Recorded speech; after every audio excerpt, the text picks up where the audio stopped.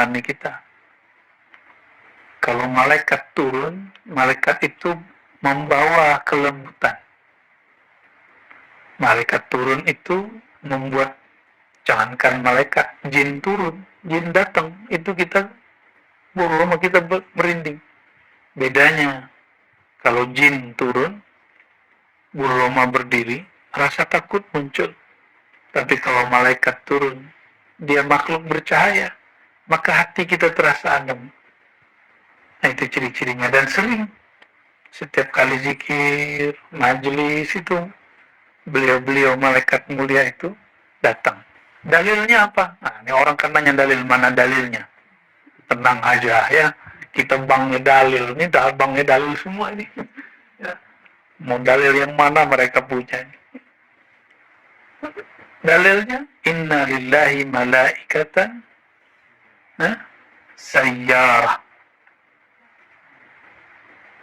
Ada juga tawafin. Inna lillahi malaikatan tawafin yaltamisuna majlis az-zikr. Allah mempunyai malaikat yang kerjanya tawaf keliling. Tapi tawafnya malaikat terbang. Malaikat itu bersayap. Uli ajnihatin masna wa sulasa wa ruba. Ya, ada yang 2 kanan 2 kiri, ada yang 3 kanan 3 kiri, 4 kanan 3 kiri. Itu apa? Sama. Kiri kanan itu mereka sama. Mereka datang, yang dicari cuma satu, yaltamisun, mencari orang-orang yang berzikir. Karena malaikat itu mendapatkan hidangan di saat ada orang menyebut nama Allah. Ya, dalam akhir hadis Bukhari, itu Imam Bukhari menyebutkan subhanallah bihamdi kalimatani khafifatani, ya, 2 kalimat yang ringan fil lisan, tsaqilatani fil mizan. Itu subhanallah bihamdi, subhanallahil, ini yang tadi kita baca, itu subhanallah alhamdulillah. Itu gampang kita coba aja, subhanallah bihamdi, subhanallah. Apakah rasanya berat? Apakah rasanya seperti bawa gunung? Tidak, tapi itu lebih berat dari gunung. Lebih berat dari gunung. Kalau antum baca 100 pagi, 1 sore, dunia, akhirat, jadi orang paling kaya. Maka orang kaya di dunia dan akhirat hatinya, itu orang yang baca subhanallah bismillahirrahmanirrahim. Bahkan beberapa ahli hadis mengatakan ketika ada muridnya kesusahan hidup, gurunya nanya, bukankah kamu baca Sahih Bukhari? Bahkan di riwayat Daruqutni, Tabarani disebutkan wabihi yurzaqun. Itu malaikat dapat rezeki karena baca itu. Rezekinya malaikat kalau baca nama Allah. Kan apa bedanya? Kita kan ada sisi malaikatnya. Insya Allah kalau ada masalah baca zikir ini. Ini wirud asas. Ada di panduan itikaf pagi sore, tapi tidak selalu diamalkan ya. Ya, diamalkan ya. Insya Allah itu tabungan. Yang tadi, yang selama ini kita zikir khafi, itu tabungan yang tidak terlihat. Nah, yang kalau zikir wirud asas dibaca, kita dapat tabungan yang zahir, aset yang zahir. Subhanallah bihamdi, subhanallahazim, gharsun fil jannah. 1 subhanallah bihamdi, subhanallahazim, 1 pohon besar di surga. 1 pokok, kata orang Malaysia, Brunei ya. Benar, pokok. Kalau pohon memohon ya. 1 pokok. Kita sebut pohon. 1 pohon besar.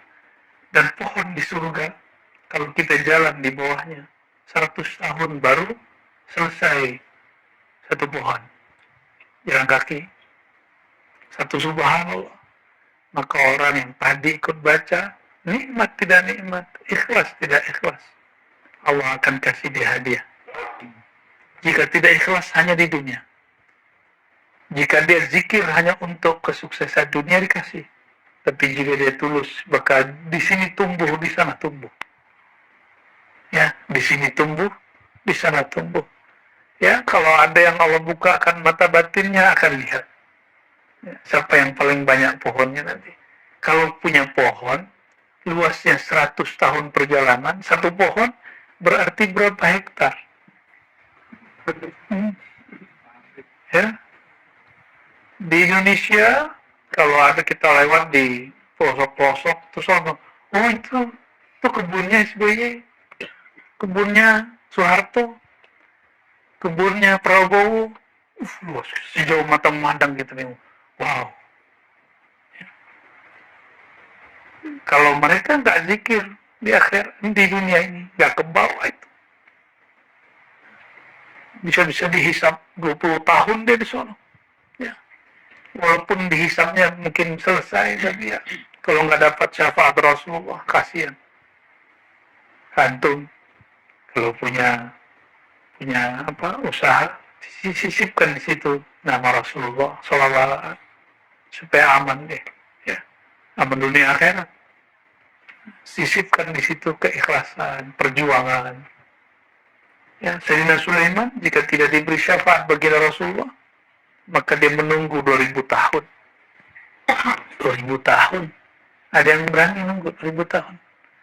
Diberi syafaat Rasulullah, selesai langsung. Hatta Nabi Sulaiman butuh syafaat. Apalagi kita yang belum jelas ini. Entah surga, entah neraka. Coba dihitung sholatnya. Baru sadar kan sholatnya nggak khusyuk selama ini? Ya, baru sadar kan? Setelah belajar zikir kolbu baru sadar. Oh ternyata zikir kolbu begitu. Selama ini aku sholat kayak gimana? Kita sholat aja. Sholat begitu, ngeremehin orang lain. Kalau ketemu orang, itu tidak mursyid kamil. Sholatnya nggak benar. Sholat kita nggak benar ini dijadikan cara untuk menghina sholat orang lain. Apa bedanya dengan khawarij? Tahqiru sholatukum. Ya, syolatin. Meremehkan sholat kamu dengan sholat mereka. Ya, jadi sekarang jangan lagi merendahkan sholat siapapun. Karena sholat kita juga belum tentu diterima. Ya.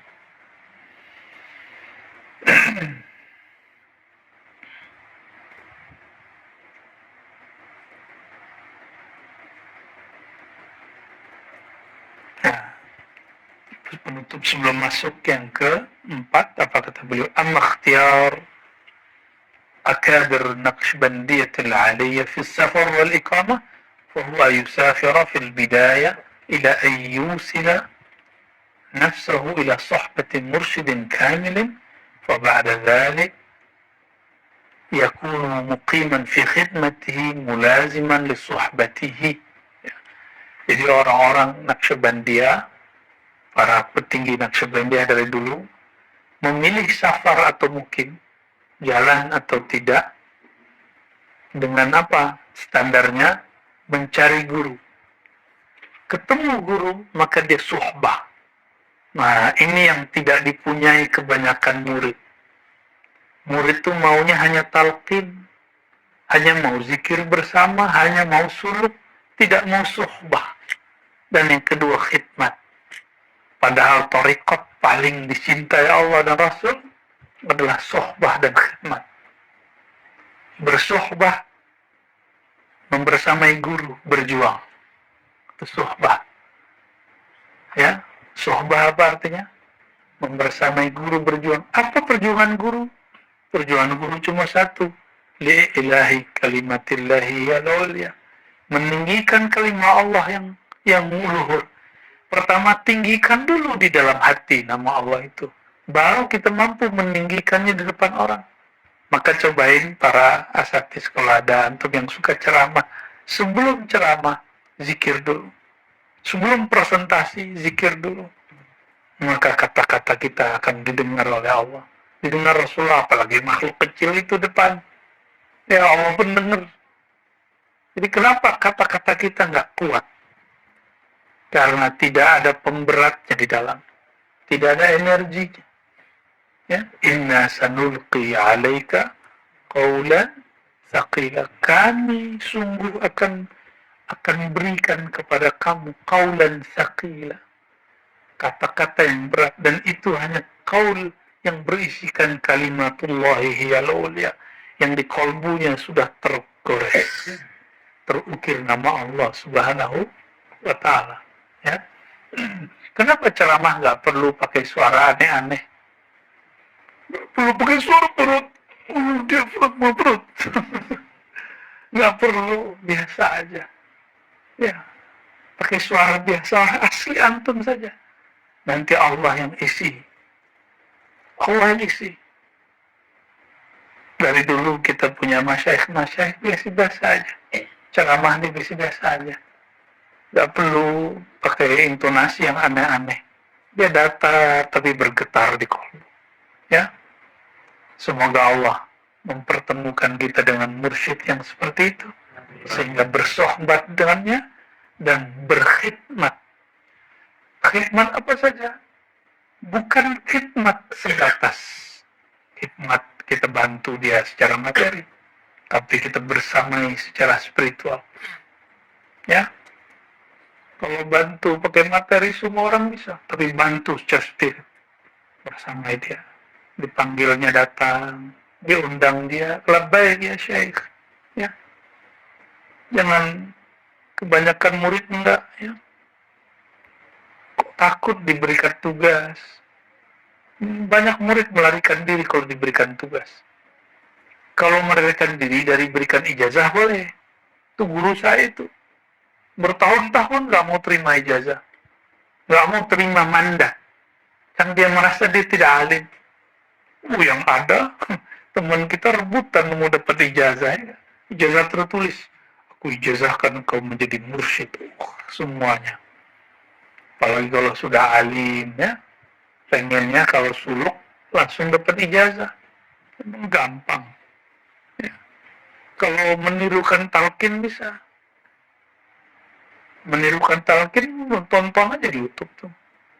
Tapi kalau menirukan energi, hanya Allah yang beri. Ya, nggak bisa sama. Ya, nggak bisa sama. Bahannya sama, kokinya beda, rasanya beda nggak? Ya, beda.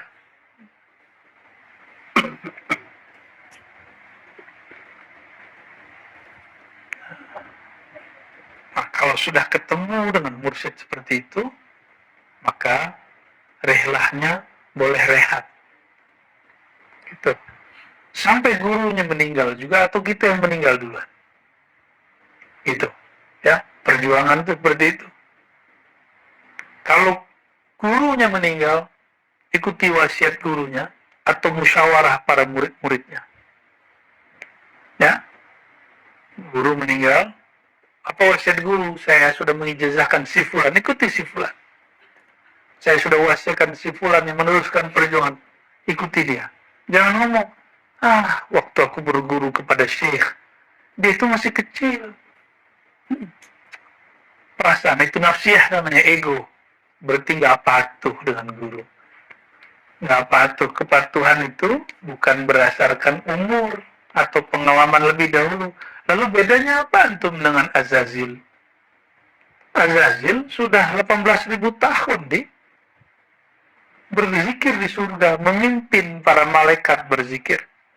Pendatang baru datang, sehari pun belum umurnya, disuruh untuk menjadi guru di sana, dan malaikat semuanya kagum kecuali Azazil. Disuruh sujud kecuali Azazil. Gak mau kata dia, asjud liman khalaqta min tin. Ya. Gimana ayatnya Bu Yayuna? Asjudu liman khalaqtahu min tin.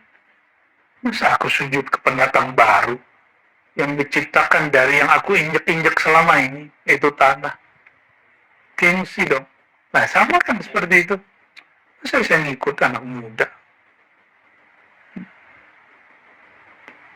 Dan ingat, thariqah tidak turun kepada anak, kecuali anak itu juga anak ruhani gurunya.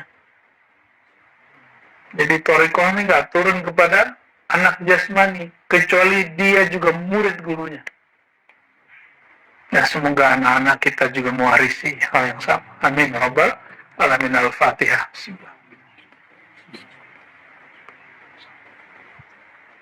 Nabi Muhammad. Dan nanti anak-anak kita mungkin karena terhijab lihat ayahnya, titip ke temennya, mana ajaran saya. Ntar dia baru tahu ilmu bapak dia gimana, baru dia balikin. Lalu seperti itu guru-guru kita begitu ya.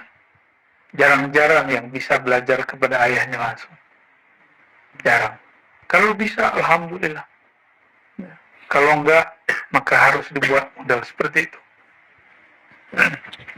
Ya, jadi bersafar darwatan tujuannya apa? Mencari guru, lalu sohbat. Sohbat itu maknanya apa? Berjuang membersamai perjuangan guru. Guru maksum terpelihara dosa atau tidak? Guru itu manusia, ya. Kalau guru ada salah, maklum nggak? Coba nanti antum lihat, nanti ada kesalahan di kami, bisa nggak bersama? Hah? Atau langsung mengatakan ada bari'um minka, saya berlepas diri dari bau. Itu murid kazib. Nah, murid kazib. Ngikut orang takut kalau ngikut guru dituduh sesat. Kalau bersama dia nanti kita ikut-ikut disesatkan orang. Sudah banyak yang begitu. Ya, sudah banyak, bukan satu dua orang. Ya, berarti dia ngikut gurunya, bukan karena gurunya, tapi karena ego dia. Oh, cocok nih orang alim nih, kayaknya sahih nih. Ternyata ada yang kritik. Ya. Masih sama guru nggak? Ternyata dalam pikirannya guru ini nggak boleh salah. Loh, dia sudah sama dengan Syiah Rafidah. Syiah Rafidah meyakini imam itu maksum. Dalam ahli sunnah, dalam thariqah sufi, guru tidak maksum. Guru tidak terpelihara dari dosa. Guru itu mahalul khata wa nisyan juga. Bahkan dzunub wal ma'asi. Bahkan ada seorang ulama ditanya, Abul Qasim al-Junaid al-Baghdadi. Gimana kalimat ini bilang? Ayasi, ayazinil wali. Itu terjemahannya. Apakah wali masih bisa berbuat dosa besar? Jawabannya, itu ketetapan Allah bahwa wali bukanlah nabi. Ya, wali bukanlah nabi. Ini ada murid, gurunya ikut politik langsung ditinggal. Gurunya poligami langsung ditinggal. Serius. Ada seorang murid nggak mau lagi ikut gurunya karena gurunya kawin lagi. Masih hidup sekarang guru itu.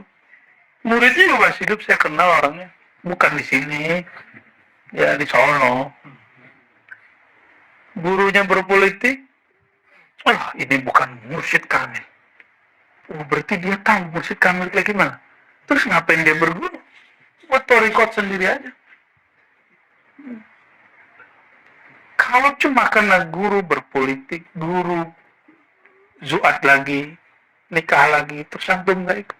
Kira-kira kalau antum ketemu Rasulullah gimana?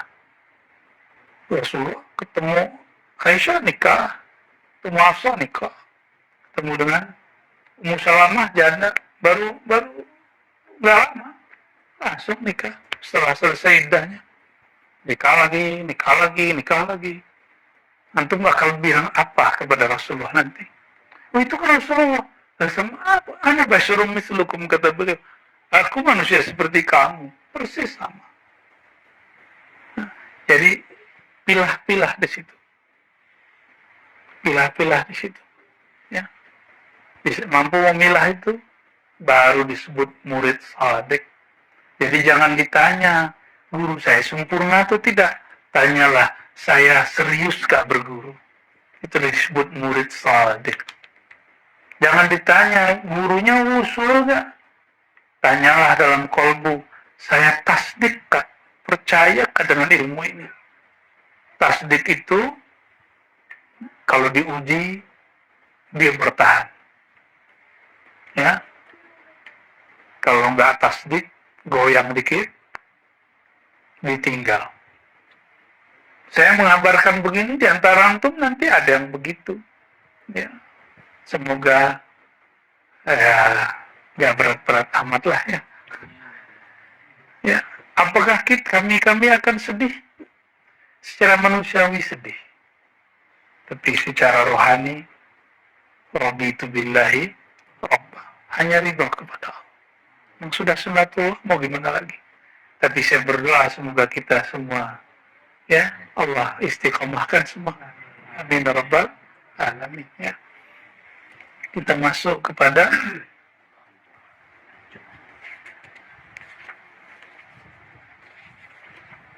yang berapa lagi nih Bu ya? Khalwah. Oke. Yang keberapa ini? Kaidah yang keempat dalam Thariqat Naqsyabandiyah, mulai dari zaman beliau sampai sekarang tidak berubah, yang bertambah ada. Ditambahkan Syekh Bahauddin Naqsyabandi, beliau tambahkan, ya. Khalwat dar anjuman, bukan khalwah, ya. Orang Persia tidak bisa baca dalam pelafalannya, walaupun di hari-hari bisa. Khalwat dar anjuman. Kalau bahasa Arabnya khalwah fil jalwah, berkhalwat dalam keramaian. Kalau kata orang Syatari diulakan, suluk di balai, suluk di tengah keramaian.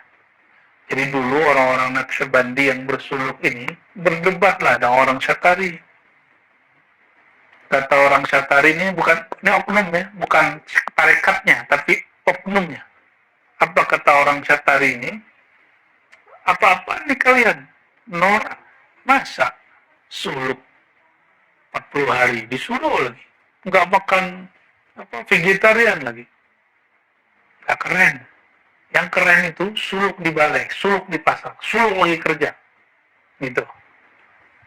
Ya ternyata ini anak nggak ngerti bahwa di Naqsyabandi juga ada program namanya khalwat dar anjuman atau al-khalwah fil jalwah, bersuluk di tengah keramaian. Nah, politisi yang bersuluk, politisi yang jujur di tengah keramaian hiruk pikuk politik, pengusaha yang berkhalwat dar anjuman, pengusaha yang dia tetap berbagi di tengah-tengah kekayaan dan usahanya, dia tetap jujur.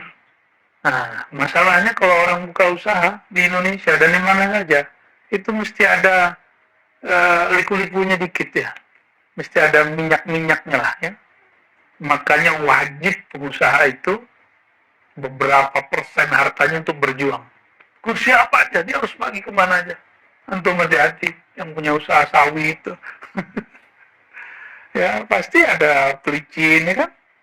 Daripada orang ono yang ngambil, mending kita yang ambil. Ya. Tapi itikad dalam arti, saya harus berbagi dengan orang sana, berbagi usaha dengan para pekerja. Ya. Daripada yang ngambil orang-orang yang gak jelas. Nah, apapun usahanya, termasuk pegawai negeri, mohon maaf, pegawai negeri ini kerjanya dari jam 8 sampai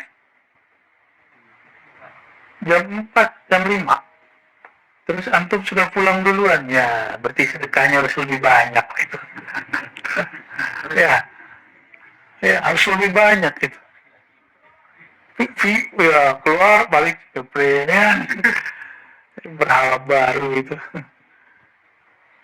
Kenapa ada sistem begitu? Berarti banyak pegawai yang dulu mungkin tidak amanah dibuat sistem begitu, dimainin juga ya. Allahumma sholli ala sayyidina Muhammad.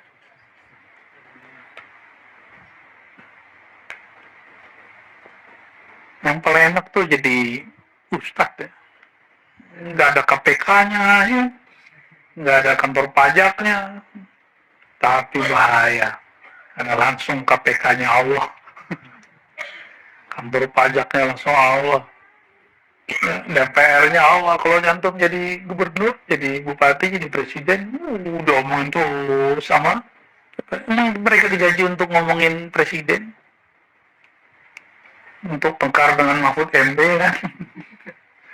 Jadi kalau DPR diem-diem aja kita curiga, kita tepuk tangan untuk mereka yang sudah nyinyir, harus nyinyir. Ya. Gak boleh marah-marah juga pemerintah kalau ada yang begitu ya, biasa aja. Khalwat dar anjuman, ini titiknya hilang. Berkhalwat dalam keramaian. Nah ini yang dikatakan oleh Imam Ghazali. Khalwat itu ada dua. Pertama, khalwat dalam pengertian hakiki, zahir dan batin, menjauh daripada makhluk. Ya, mirip-mirip dengan uzlah. Jadi meninggalkan orang. Kalau di negeri kita ada dulu Syekh Muhammad Kanis An-Naqsyabandi. Beliau punya anak, disuruh suluk anaknya di hutan. Ah, itu khalwat hakiki itu. Masih hidup beliau. Ya, masih hidupnya, masih mimpin di tarbiyah sana. Guru saya dulu ngambil zikir di sana. Buya Hasan Basri Jalil dulu belajarnya di situ. Belajar zikirnya. Ya. Tuh, anaknya dulu disuruh kemana? Bukit. Atau pulang-pulang kan brewok gitu tuh.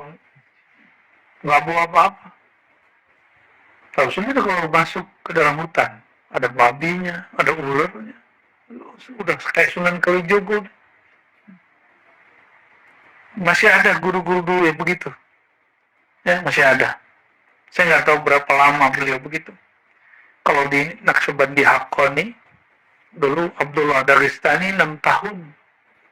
Setiap terpikir dunia, dia wudu. Setiap dia terlalaikan dunia, dia mandi, tobat. Coba dipraktekin ke antum. 10 hari udah keok.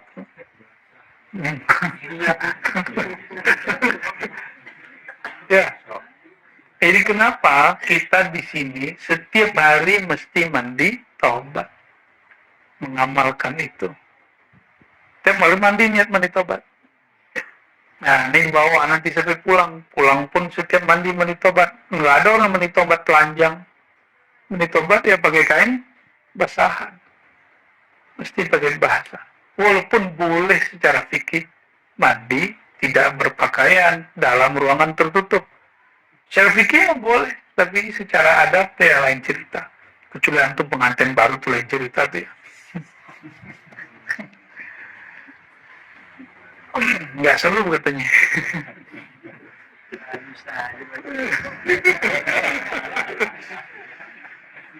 Allahumma sholli ala Muhammad.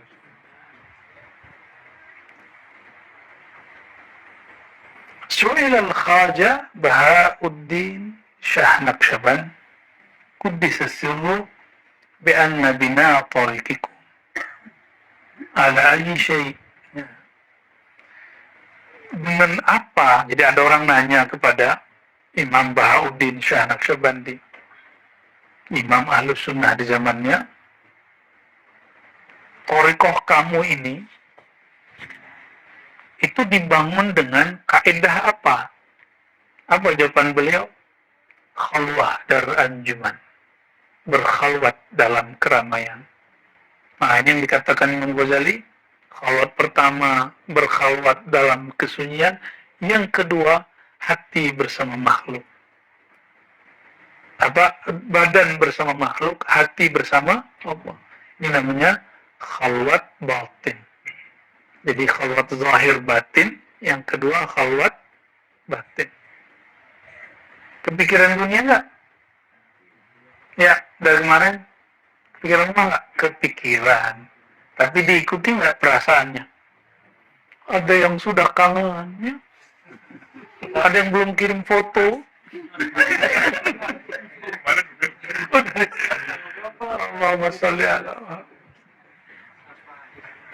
Antum nggak bisa. Coba bayangkan zaman-zaman kami suluk zaman dulu kan, nggak ada handphone. 40 hari. 40 hari serunya bukan main. Makanya beberapa tempat kan kurang enjoy suluknya, 3 hari pulang. Ya. Oh, berat katanya. Apa yang berat? Biasa aja kali. Yang berat tuh pikiran dia. Tempatnya horor sini kan, Kowa, kita buat happy dari kemarin. Ya. Dari pengajian sore.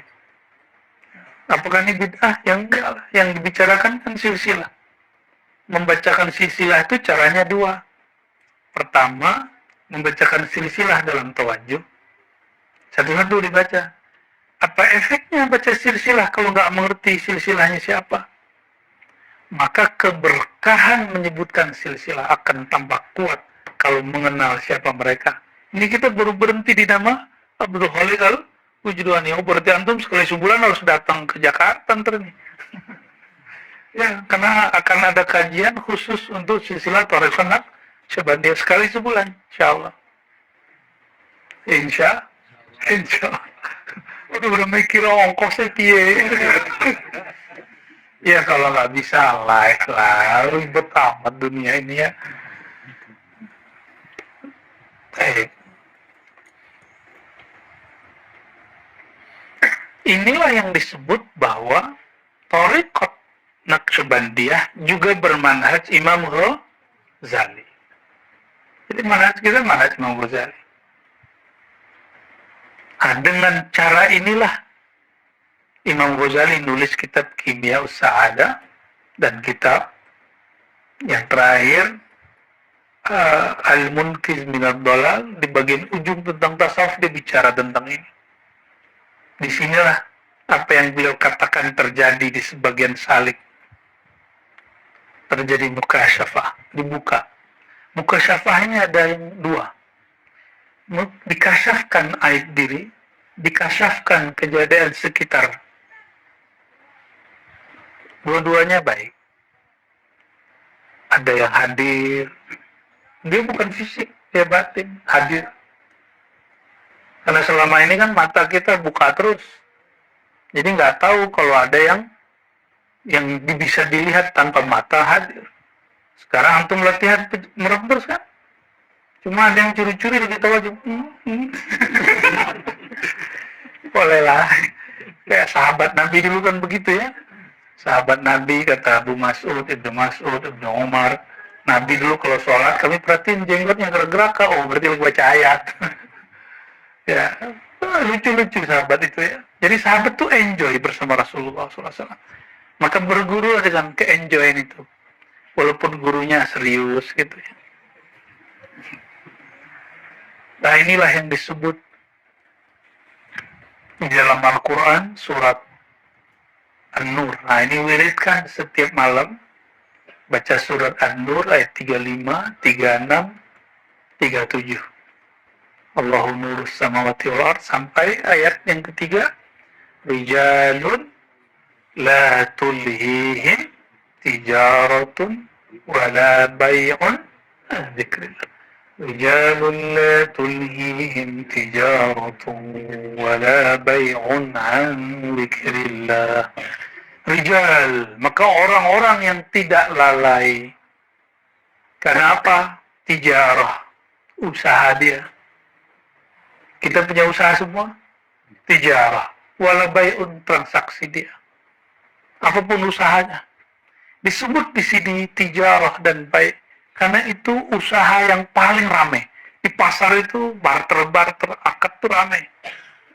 Nah, pekerjaan seperti ini pun mereka tidak lalai, apalagi di belakang meja, apalagi di belakang laptop, apalagi yang sifatnya masih lebih elegan.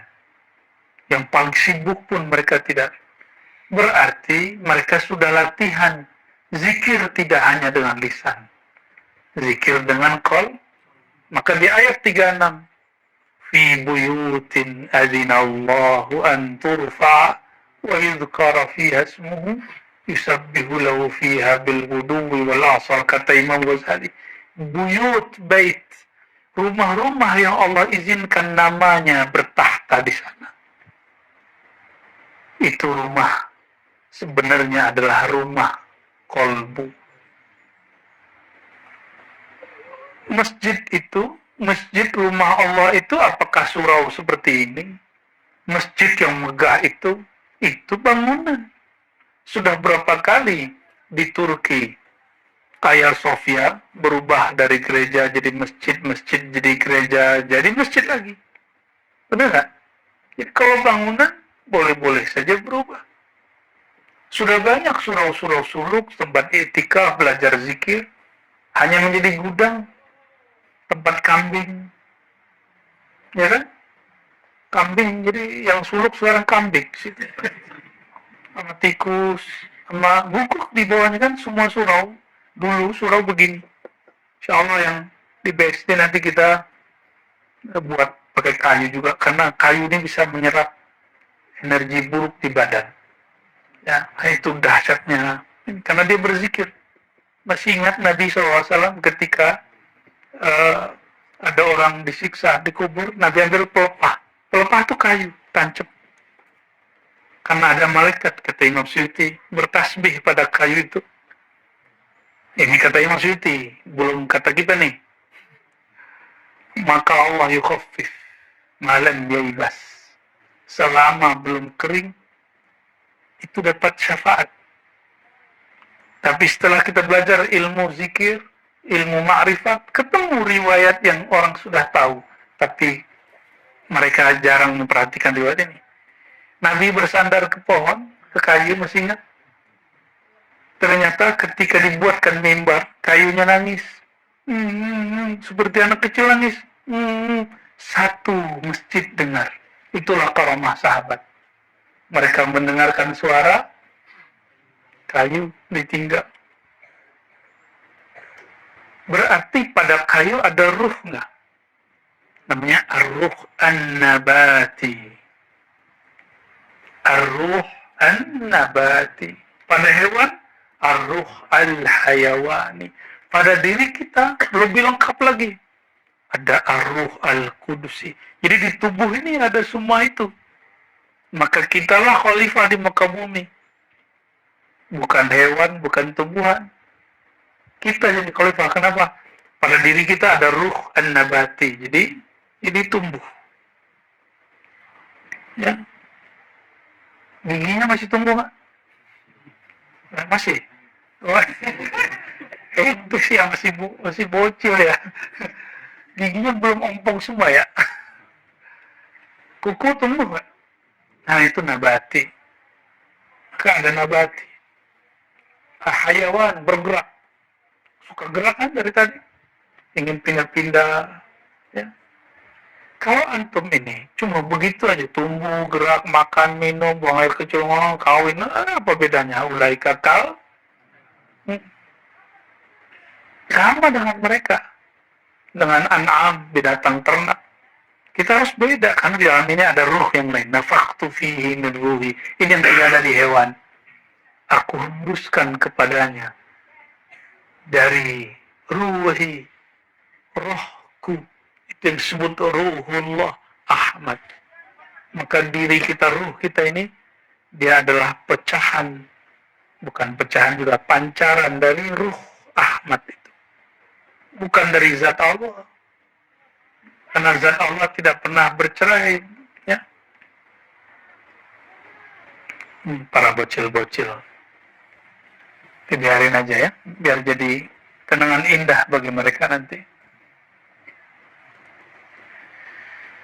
Nah ini ayat surat An-Nur, surat 35, surat 24 ya.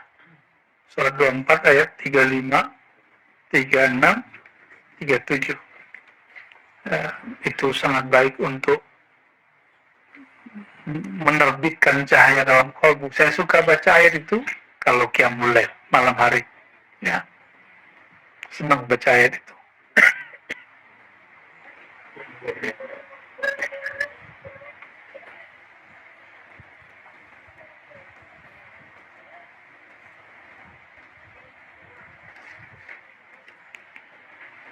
Jadi dahsyatnya thariqah sufi ini sebenarnya tidak hanya Naqsyabandi, semua thariqah mengajarkan ini. Namun ketika orang tadi yang oknum Naqsyabandi dan Syatari ini mereka berdebat, berarti mereka baru mengerti tarekat secara zahir, belum tahu bahwa dua tarekat ini sumbernya sama, nanti sanadnya ke atas sama. Ya. Jadi orang-orang Syatari nggak boleh tengkar sama Naqsyabandi. Qadiriyah juga nggak boleh merendahkan Thariqat Balawi, Balawi nggak boleh merendahkan Syazili. Begitu semua Thariqat. Ya. Kita saling menghargai. وقال قدس سره أن النسبة الباطن في هذا الطريق على نهج تحصل جمعية القلب في ملأ وصورة tafriqatan aktsar mimma tahsul fil khalwah. Bahkan kata beliau, kamu sadar bertuhan dalam keramaian lebih banyak daripada sadar dalam khalwat. Itu yang dituntut. Itu yang dituntut. Inna tariqana hadha mabni ala suhbah fa inna fil khalwati syuhratun wa fi syuhrati afatun والخير كله في الجمعية والجمعية في الصحبة بشرط فناء كل في الآخر. Nah, ini penting. Berkali-kali saya sampaikan ke beliau-beliau ini, kalau ijazah gampang dikasih guru, antum bisa buat surau zawiyah sendiri. Tapi bersama-sama itu yang penting. Apa kata beliau di sini? Thariqah kita dibangun dengan suhbah. Suhbah itu berjamaah. Lain dengan syuhrah. Thariqat kita bukan viral-viralan. Bukan viewer-vieweran. Kalau orang masyhur, dia masyhur sendiri. Enggak. Wafi syuhrah afatun. Dalam popularisme, popularitas lebih tepatnya, afatun. Ada masalah. Wal khair kulluhu fi jam'iyah. Kalau Allah masyhurkan atau Allah nggak masyhurkan nggak ada urusan. Yang penting kulluhu fil jam'iyah, berjamaah, kebersamaan. Banyak orang soleh sendiri-sendiri. Ketemu setan, sinyaknya setan habis. Banyak orang-orang soleh habis. Kita nggak soleh, nggak apa-apa, tapi berjamaah dengan orang soleh. Ketika terjadi kegoncangan, baik goncang iman, musibah lahir batin, dan musibah akhir zaman, paling fitnah akhir zaman. Kalau orang berjamaah, ya, walaupun tubuhnya berjarak jauh, tapi mereka pergerakannya selalu bersama-sama. Khair fil jamaah, fil jam'iyah, ya. Nah, syaratnya apa? Suhbah. Jadi ketika nanti kita berjuang, saya yakin semuanya Allah berikan kelebihan. Kelebihan ilmu kah? Kelebihan zikrullah kan? Kelebihan harta kah? Kelebihan jabatan kah? Pengaruh kah? Kalau orang berjamaah, sisi ini dia leburkan dalam yang lain. Jadi dia nggak mentang-mentang saya bisa, mentang-mentang saya berkuasa, mentang-mentang saya punya. Enggak, mentang-mentang saya berilmu, enggak. Saling melengkapi. Orang berilmu kadang kurang beruntung dalam rezeki. Orang punya rezeki kadang kurang beruntung dalam kekuasaan. Orang punya kekuasaan kadang kurang beruntung dalam ilmu. Maka semuanya berjamaah, saling melengkapi. Jadi pergerakan kita dari dulu dalam thariqah itu ada berapa unsur. Ada ahli ibadah. Ada para agniya. Ada orang-orang berbakat dalam leadership. Ya? Ada orang-orang yang berbakat ngajar. Ini nggak boleh dibalik-balik. Nggak boleh dibalik-balik. Jangan sampai ngajar megang politik. Leadership. Jadi nanti di thariqah kita harus ada yang masuk ke politik. Harus ada yang ngurusin lembaga-lembaga, ormas-ormas. Harus ada. Mungkin Allah berikan dia dua hal. Nah, pandai-pandai dia mengatur dirinya. Ada yang bisa berseni, main seni. Ada yang bisa materi. Nah, orang-orang ini harus saling paham. Jangan kemudian angkuh seperti beberapa orang kaya. Ya. Dia buat bangunan seperti bangunan Arab, lalu dia tulis pesantren. Kiainya nggak ada. Nggak begitu kita berjuang. Ya begitu cara berjuang. Atau seperti kiai, tolak orang pemerintahan, enggak juga. Kiai nggak boleh juga, orang pemerintahan hamba Allah juga kok.